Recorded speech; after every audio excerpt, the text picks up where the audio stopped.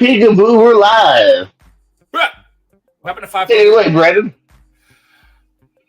Ladies and gentlemen, children of all ages, Pierce Co. is proud to present to you long time, first time. Doesn't work when we're not champions or when I'm not a champion. Hello. We can still be you're one-time lifestyle tag team champions of the world. Badass Brandon. Jerky Jordan Owens. Jerky Jordan Owens. That should be your new your new gimmick in wrestling, where you just go around and fondle it. Never mind, don't do that. That's Joey Ryan. What? Sorry, it's Joey Ryan's thing. What? Sorry, Joey. Hi. Welcome, Joey.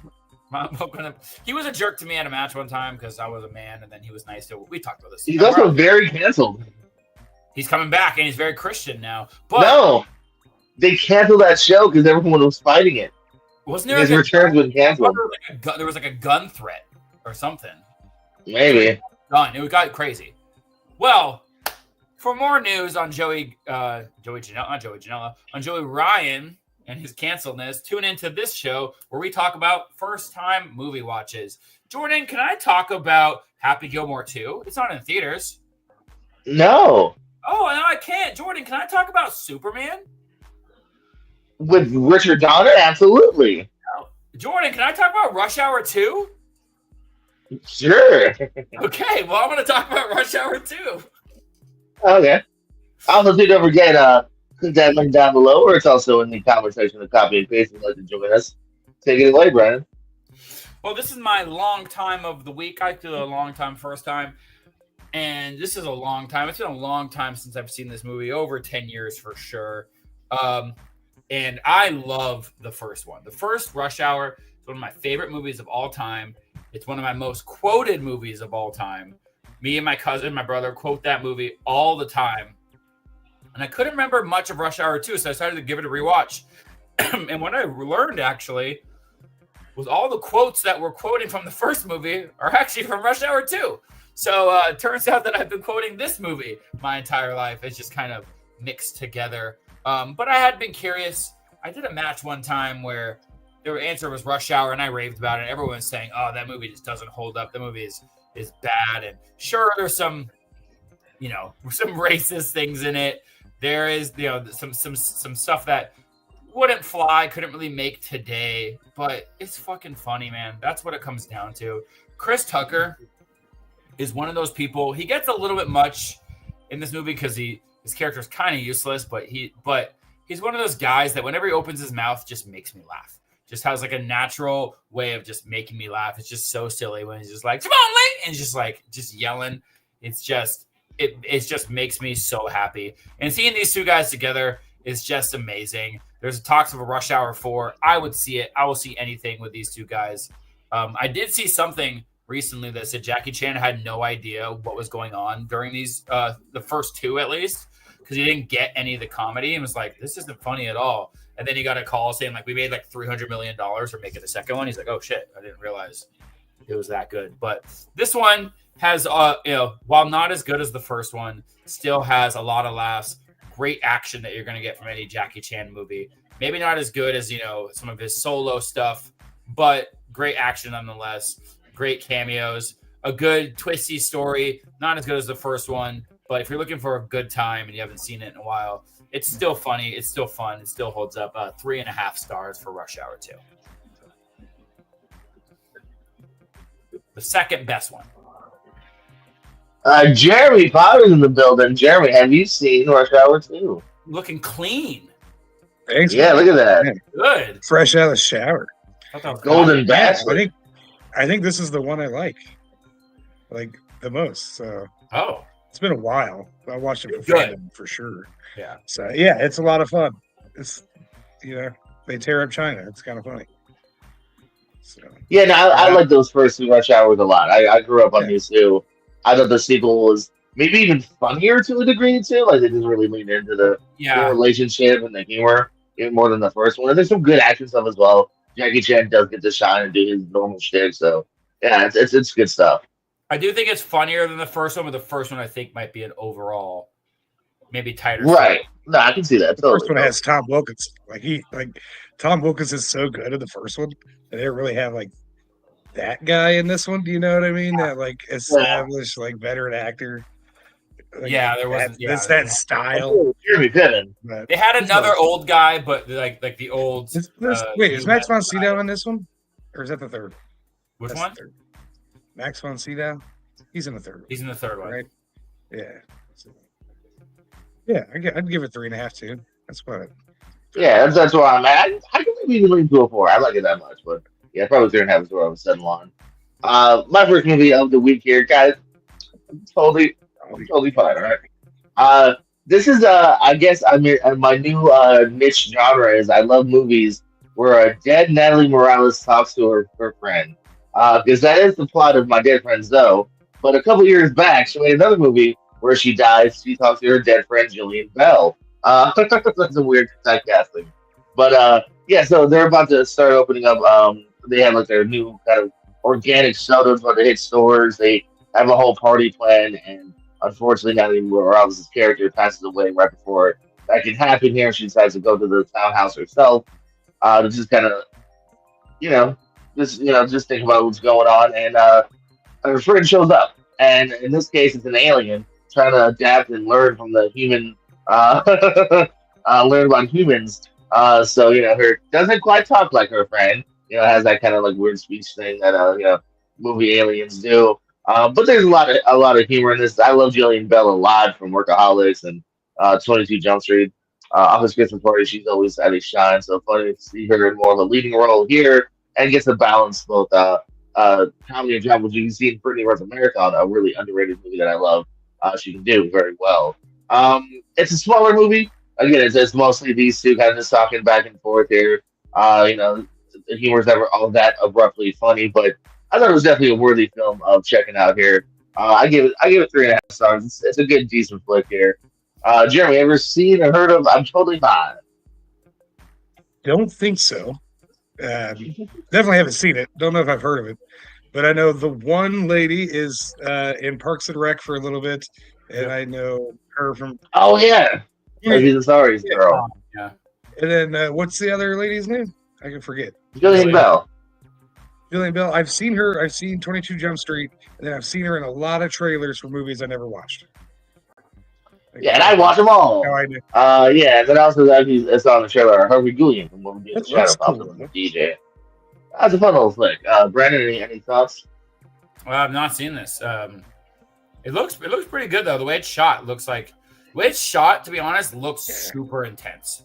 Like when you're watching it, it just looked like such a depressing movie just from kind of the way it's shot. It's not shot like a triple. Get there. Which it's kind of interesting because whenever I see Jillian Bell, I like Workaholics, but like that's kind of her shtick in everything she does. So it would be interesting to see something a little bit different. Oh yeah, now have you ever seen Brittany Runs a Marathon? No. I highly recommend that. Way even more. That's like a 4 or 4.5. Yeah, that's a great flick. So I recommend that for her and just in general. Also, this movie, Totally Fine co-stars Kyle Newacheck, who is the director of Happy Gilmore 2. Jeremy, what did you see this week? Well, so it's been a while since I've been on a show, and I've seen what did you see? A lot of movies for the first whatever time. You talk about, yeah. Pick 3. Actually, like at this point right now, I believe I'm up to like 84 first-time watches on the year, which I'm just bragging now. Nice. But in the past couple of weeks, I watched Gone Baby Gone for the first time. We'll just keep going until the link comes in for our trivia match. Just keep once we go JPR are done, just keep rolling them off. Yeah. Oh, that's not how it works, right? Why would you do that? This came out like right at my peak hate for the New England Patriots. So I was like, I'm definitely not going to watch a movie about a bunch of Boston dirtbags. Like, I can't do it. Jesus Christ. So I just let it go. And then in the midst of studying recently, I was like, I'm going to watch this. And it's really good. I really liked it a lot. I think it looks good. It really does like capture like small town feel in a big city. Like that, like just local neighborhood. It doesn't get real big until like the end of the movie, and the characters are all different and interesting. I have an issue with a character's mustache because it's so insane. in detail. I can't get every time he's on screen, I'm giggling, and that kind of took me out. And I hate that happened, but just for a minute, like whatever, but I did not piece together the mystery that's involved in it. Usually, I'm pretty good at figuring that stuff out, and it got me to the very end without me figuring it all the way out. And I never had it spoiled, I guess, too, which is kind of cool. Like when you can watch a movie like this 15 years later and still be surprised by it and stuff. But yeah, everybody in it is very, very good. And Affleck can direct movies. Like I don't think it's as good as Argo, but I think it's a very good movie. Sure. I think I gave it 4 stars. I'll double check. 4 stars from you on here. Yeah, it's 4 stars. It's good. Brandon?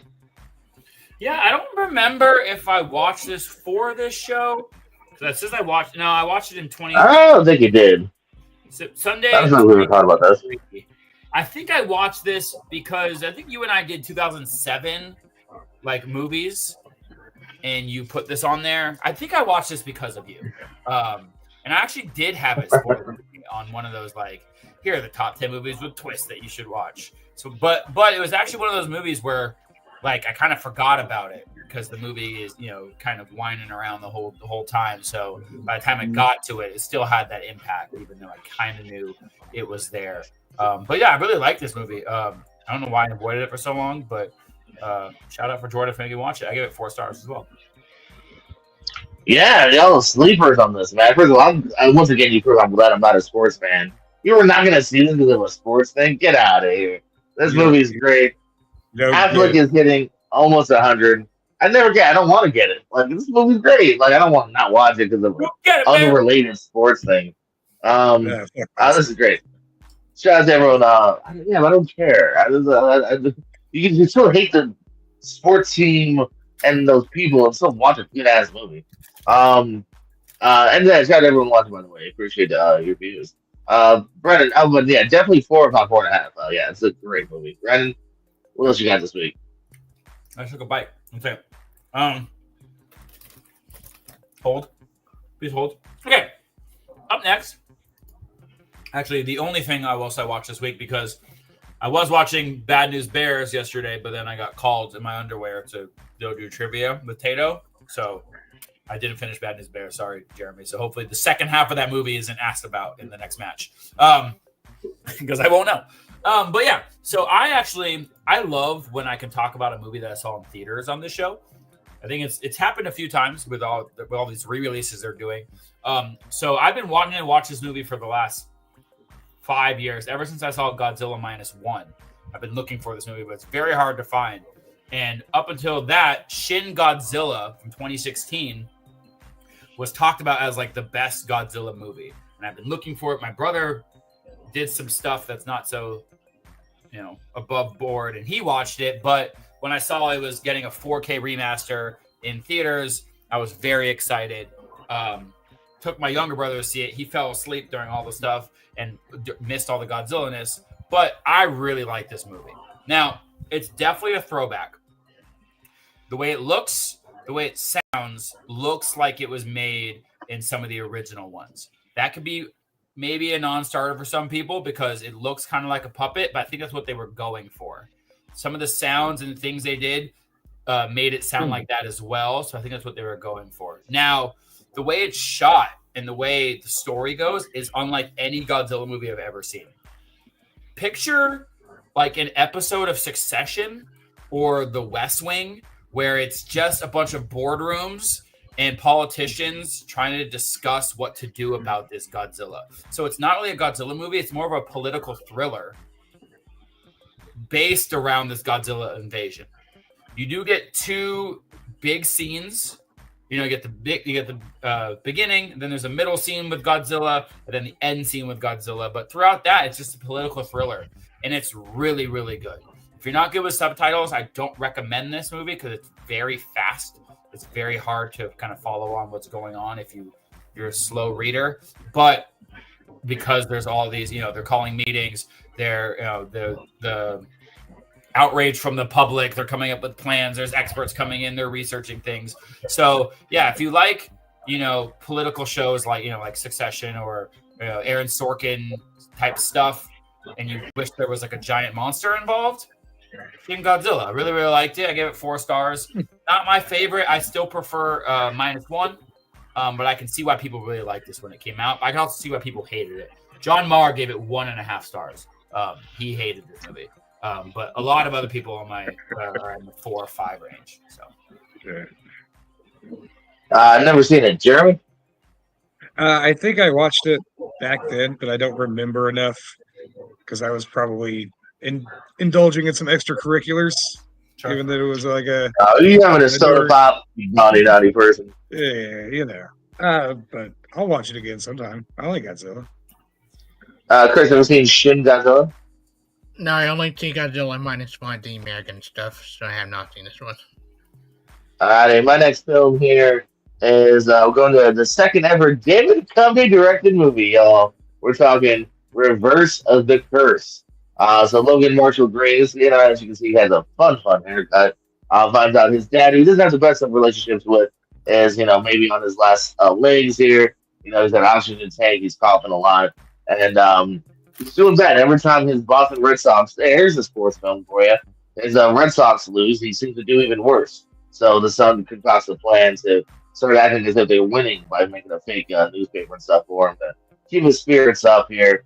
And it's an interesting little flick here, man. One, it's also a bit of a Californication reunion. There's like 2 other cast members from that show in there.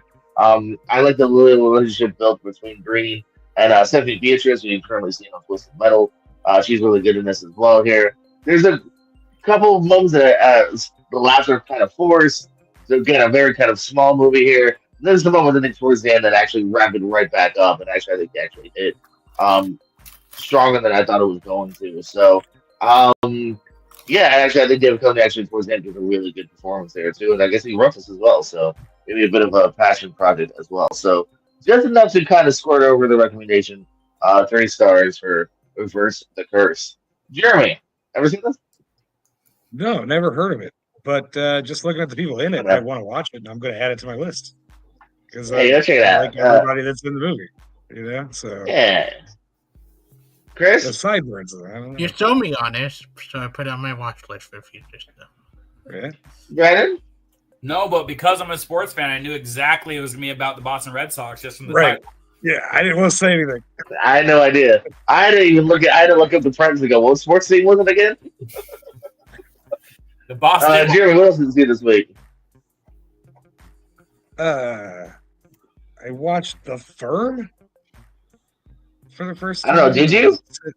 Are you sure? You sound not sure. About it. Yeah, I was like making sure I didn't skip something else. I think this might be the dawn of the Mission Impossible Sprint by Tom Cruise. Like there's a scene where he's running away from guys, and it's the exact same kind of run that he uses in Mission Impossible. And I was like, turned into Leo. I was like, oh, there it is. But no, this is a really cool thriller. This guy takes he's not even a lawyer yet. He's just like finishing law school, and everybody's bidding on him.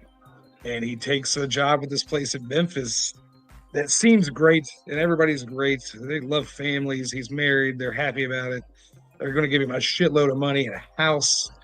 And then stuff like a couple people die, and then he starts kind of looking into it, and he starts realizing that maybe the firm is kind of not above board so much.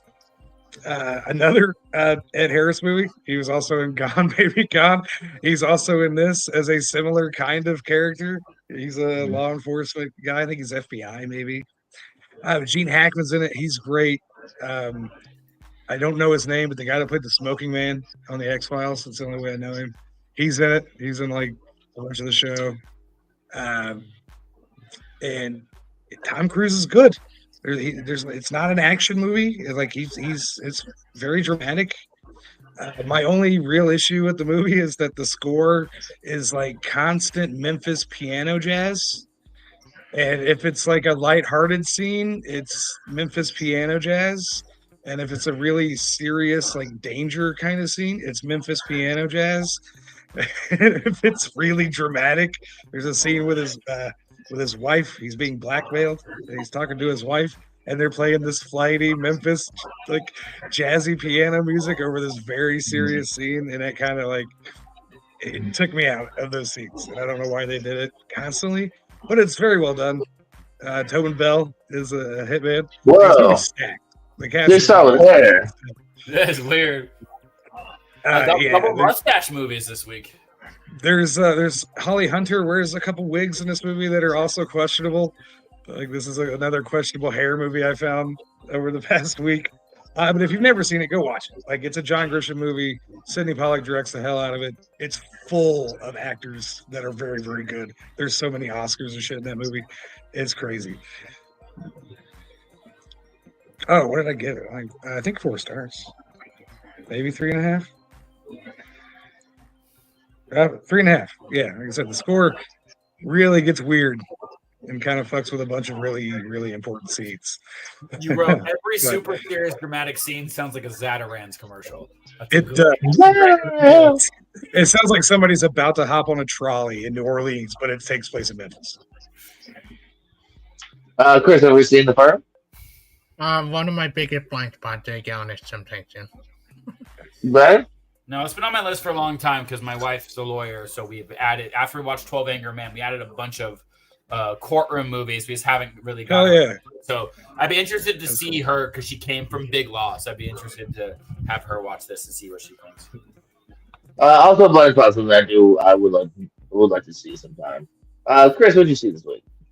So I have 2. I go with the lowest one first. Not that low, but still a pretty good movie. I watched the second Lethal Weapon for the first time because I thought I'd get on the diplomatic immunity. Yeah, like I freaking enjoyed the hell out of this movie. It's not very good as the first one, but it's still pretty funny. Like much of it, the back and forth is so funny. I see Joe Pesci's really funny. He is annoying, but he had the right amount of humor that made some of his things really funny. The plot is the strong villain, not strong, even though the henchman is really good at like how creepy the guy is. But it's quotable, it's funny, it's entertaining.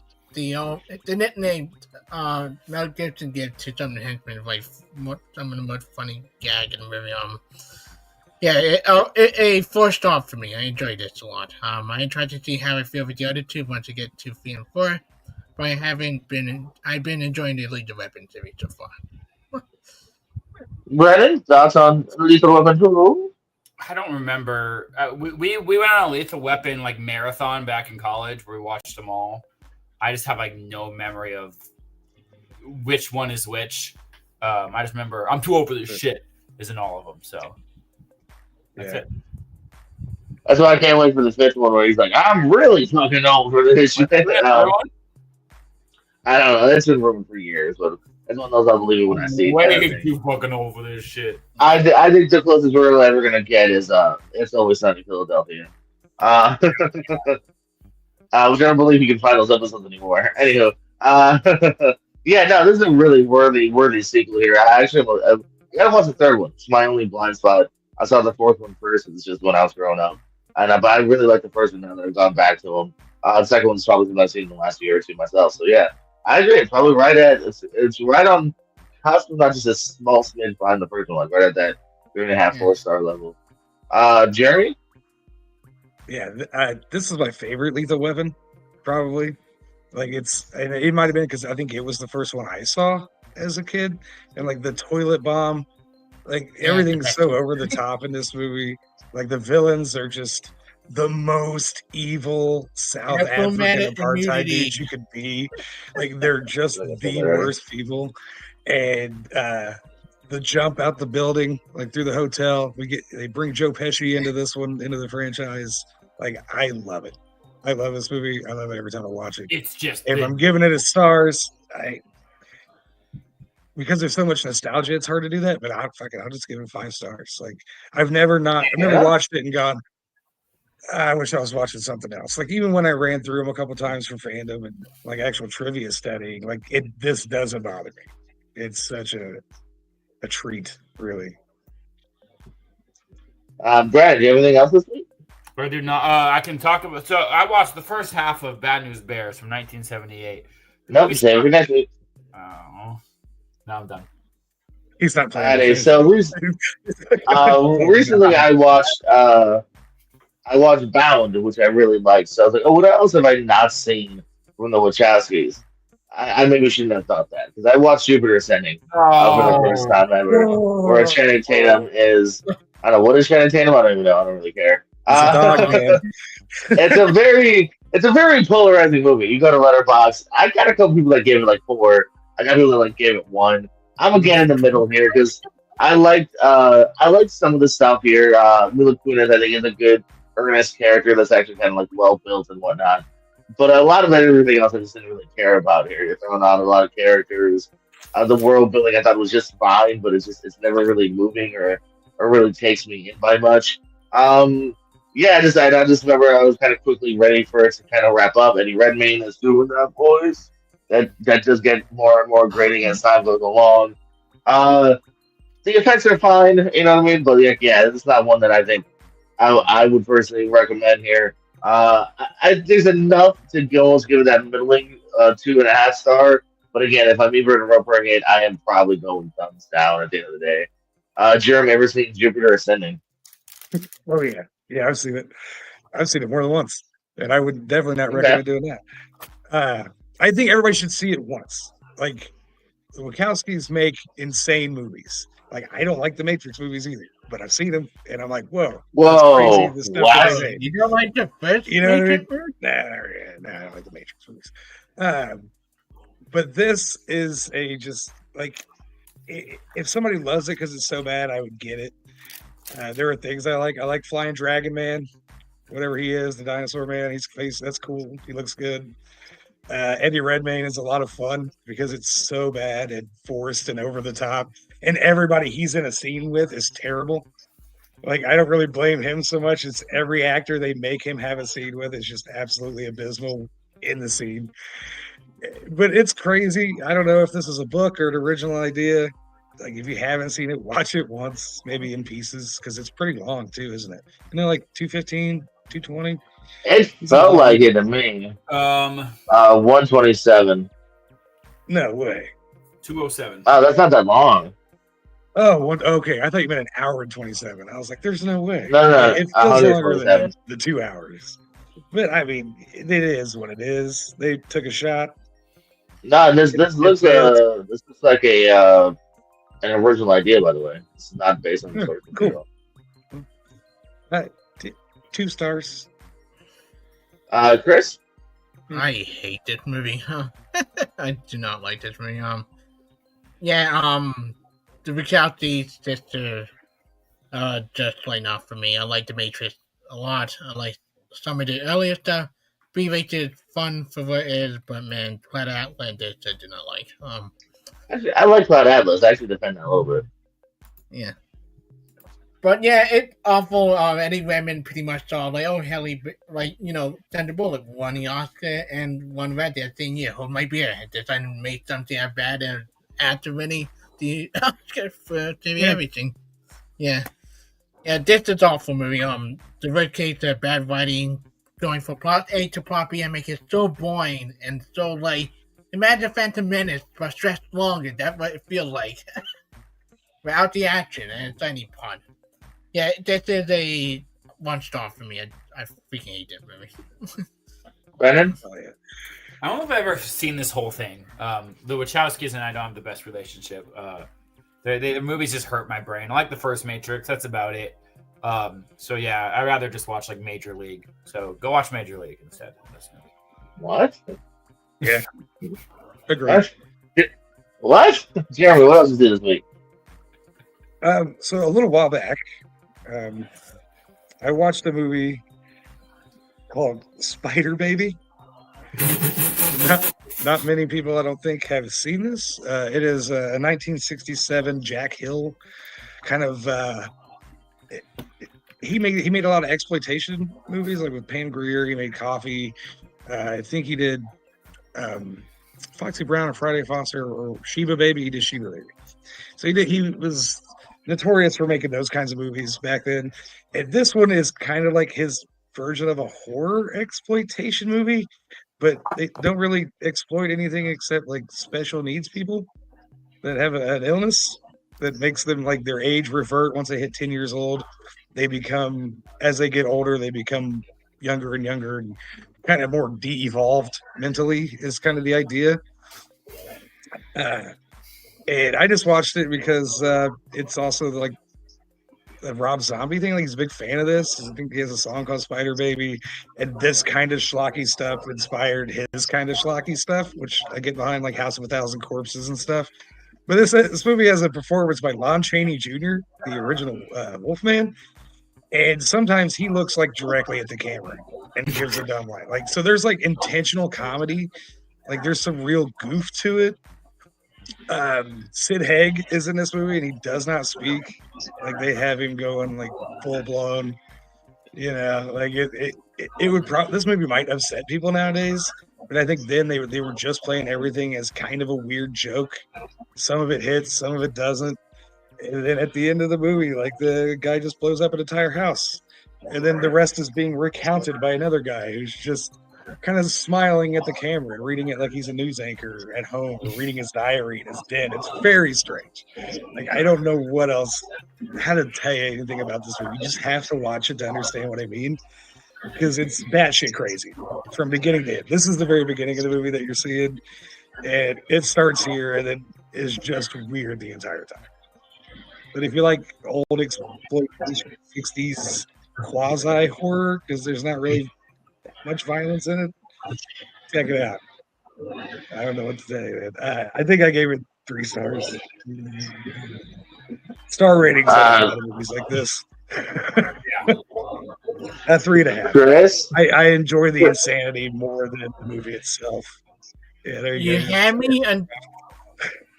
You had me until you said Ron Zombie passed not to watch. Yeah, it's very, you can definitely see that influence. Brandon? No, but I haven't seen this one, but funny enough, I've seen Spider Baby Far From Home. But I haven't seen the first one. But I'm excited. I'm gonna watch this shit. I've been wanting to watch more of the Universal monster stuff, and then some of the 70s or 60s, 70s kind of like exploited. It's insane. So. There's an egg. No, I don't know. I'm not. No, you guys can watch me. Chris will go watch something else. Yeah, I don't want to see this. And also, yeah, now I wish this movie didn't exist, because then maybe some majority of our zombies films would have existed. Then that would be nice. Chris, what else you see this week? Ass. Yeah, I have one more. Yeah, I watched this little movie with William Hurt and Albert Brooks and Holly Hunter called Broadcast News for the first time.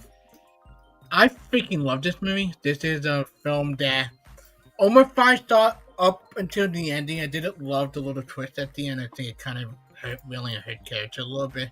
But this is still a phenomenal movie. Like, it's great writing, a lot of good laugh. I see Jack Nicholson is uncredited in this because you don't realize he's in the movie until you pop up to like the middle of the beginning, like being the news anchor that react to the news happening. But he's really good in it. The great quiet moment I love, like to the end, like sadly, like in every news when you have to let people go, they take their time, let the emotion in, and you really feel bad for this group. But yeah, it's a phenomenal movie. A 4.5 star, almost 5. Just didn't love the ending itself. Like, Brandon? This is one of my biggest blind spots. I've seen so many like classic movies, but this one, from all accounts, is just amazing. I've just it's been on my list for so long, just haven't got around to it yet. But I really, really need to. Ditto. Yeah, I love me some Albert Brooks, so I kind of want to do more of my blind spots from him over time. So, yeah, for sure. Jeremy? Oh, sounds like maybe we need to do a watch along, because this has been on my list before. I just looked before I was on Letterboxd. I was like, I need to watch this movie, and I still never have. So, yeah. Well, subscribe to our Patreon for our broadcast news watch along. Yeah, only. Well, how much is it? Streamer rerun? We'll pay you $49.99. Yes, folks. Well, we are getting towards that end of the show here, because that's the web for us for here. So unless you want to hit that link down below or in the comment section. Hey, come on, Chris. I know you love movies. Dwayne, you probably watch a movie here and there. Yeah, and I will sure to wrap this puppy up because I know Brandon and Jeremy, they're about to go do some battling, some dual battling. So, Brandon, plugs the parting words. The floor is yours. Yeah. This every Thursday. Hopefully we can get it next Thursday, where Tato and I might be on location together filming next week. So he's coming out here. So we're trying to figure out. Actually, no, that's on September 11th. Never mind. Ignore that. That's like weeks away. But that's coming out in a couple weeks.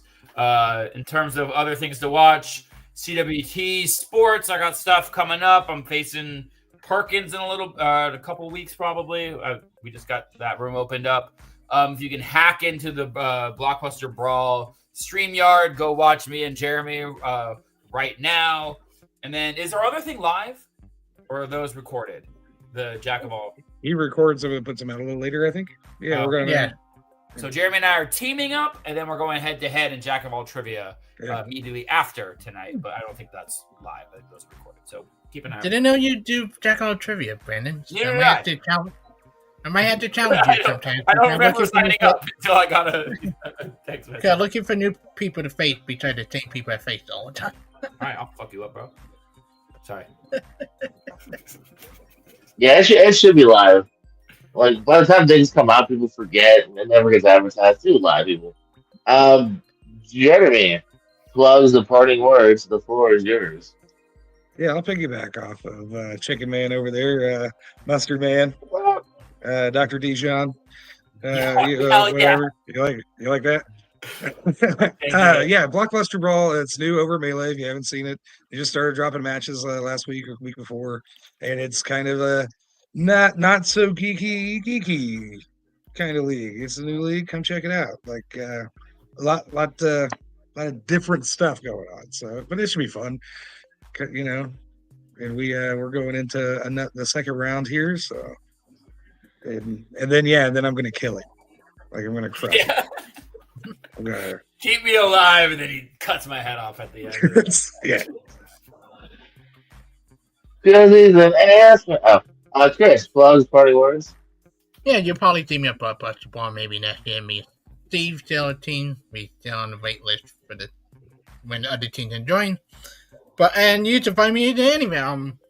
You find me on Dylan channel.